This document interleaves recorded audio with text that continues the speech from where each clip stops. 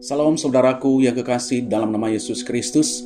Hari ini saya akan membaca kebenaran firman Tuhan yang tertulis dalam Matius 6 ayat 14 sampai dengan 15. Karena jikalau kamu mengampuni kesalahan orang, Bapamu yang di sorga akan mengampuni kamu juga. Tapi jikalau kamu tidak mengampuni orang, Bapamu juga tidak akan mengampuni kesalahanmu. Bapak Ibu yang kasih dalam nama Yesus Kristus, ini adalah percakapan Tuhan Yesus bersama dengan murid-muridnya ketika murid-murid berkata, bagaimana caranya kami berdoa? Yesus mengajarkan kepada mereka dengan doa ini, Bapa kami yang di sorga. Dan ada salah satu ayat di situ, yaitu ampunilah kami seperti kami juga mengampuni orang yang bersama dengan kami.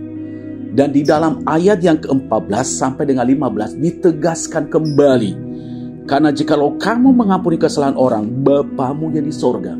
Berarti di sini, Bapak Ibu yang kekasih, perlu namanya kita mengampuni orang. Mungkin kita berkata di dalam hati, aduh, bagaimana sih saya bisa mengampuni orang? Dia sudah menghina saya, dia sudah memfitnah saya, dia sudah merendahkan saya. Bagaimana sih saya bisa mengampuni suami saya? Dia sudah melakukan dosa kenajisan, selingkuh dan segala macam, selalu berbohong. Saya mau katakan, sebagai hamba Tuhan kita harus mengampuni. Bagaimana saya bisa mengampuni istri saya? Cerewetnya luar biasa. Bagaimana saya juga bisa mengampuni anak-anak saya? Dia tidak menghormati saya. Tapi saya mau katakan, pengampunan itu harus kita lakukan sebagai orang yang percaya kepada Tuhan. Kenapa? Karena orang yang mengampuni, kenapa orang yang mengampuni akan menikmati kedamaian di dalam hatinya? Karena orang yang mengampuni akan menikmati sukacita. Karena orang yang mengampuni juga akan menikmati berkat-berkat Allah. Karena orang yang mengampuni juga, saudara dikasih oleh Tuhan, dia akan melihat kemenangan demi kemenangan di dalam kehidupannya.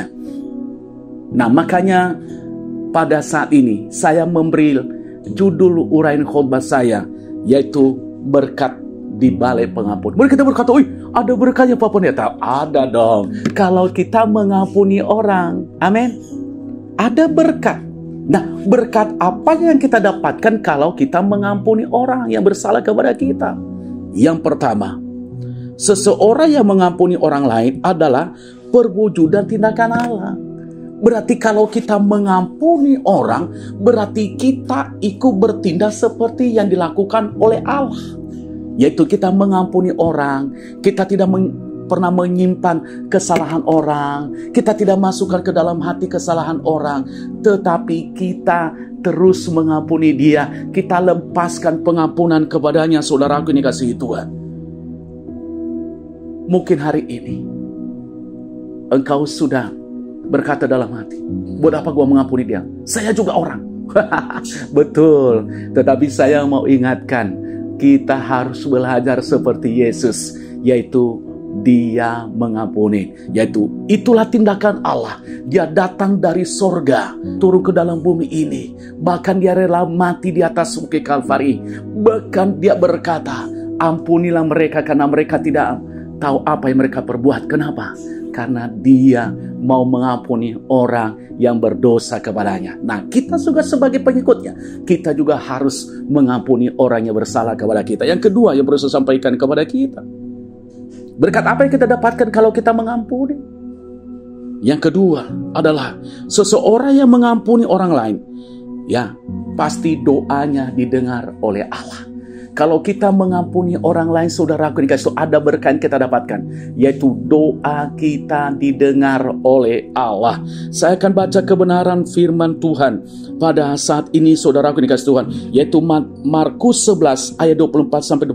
Beginilah firman Tuhan.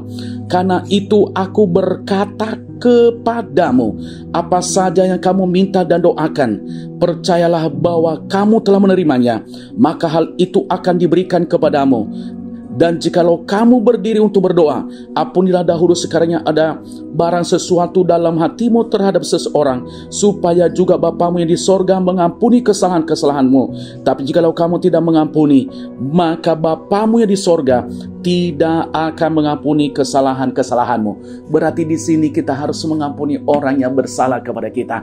Tidak ada alasan bagi kita kalau mau doa kita didengar oleh Tuhan. Sama siapa engkau saat ini bermasalah, sama siapa engkau sakit hati hari ini, sama siapa engkau kecewa hari ini, siapa engkau tidak peduli hari ini, datanglah kepada Tuhan. Tuhan, saya mengampuni orang itu, supaya doamu didengar oleh Tuhan. Kalau engkau tidak bisa mengampuni, saya mau katakan doamu tidak pernah akan didengar oleh Tuhan. Mungkin kau berkata, saya sudah berdoa 5 tahun, kenapa didengar oleh Tuhan? Berarti masih ada dosa yang belum engkau ampuni. Saudaraku yang dikasihi Tuhan, seandainya engkau mendengarkan firman Tuhan ini, datanglah kepada Tuhan.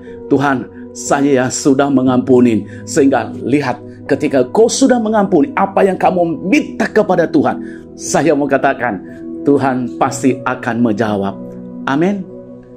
Yang ketiga, saudara yang dikasihi Tuhan, ya, apa yang kita dapatkan kalau kita mengampuni?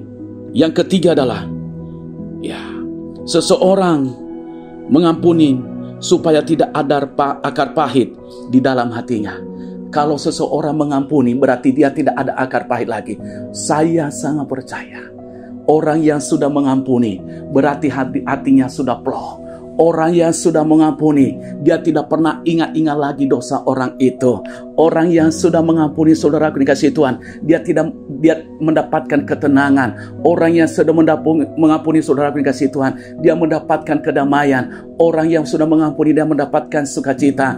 Orang yang sudah mengampuni, dia merasakan hal-hal yang dahsyat di dalam kehidupannya. Kenapa? Sehingga tidak ada lagi kepahitan di dalam dirinya. Dan saya percaya kalau kita mengerjakan ini, kita adalah orang-orang yang luar biasa. Saya percaya saudara pasti akan diberkati Tuhan kalau saudara mengampuni orang yang bersalah kepadamu. Tuhan Yesus Kristus memberkati. Amin.